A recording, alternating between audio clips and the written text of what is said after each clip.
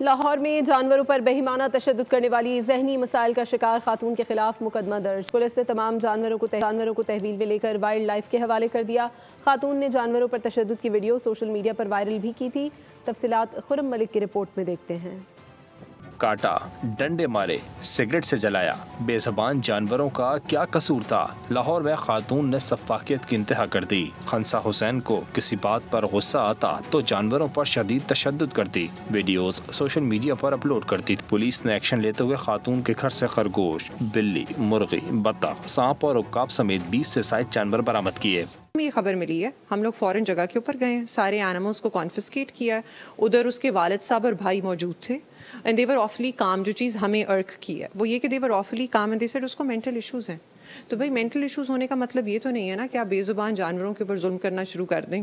A S P شہر بانو نے عوام سے اپیل کی کہ جانور پر تشدد کرنے والے افراد کے متعلق فوری اطلاع دیں۔ ہم لوگ صرف کاگنیزنس لے سکتے ہیں کرائم کی، تو they have always been very helpful, اور ان کے جتنے بھی ڈیسیجنز لیے گئے ہیں وہ سارے پازیٹیو ڈائریکشن کے اندر ہیں، تو ہمیں انہیں اپریشیٹ کرنا چاہیے as opposed to looking at the negative side of things.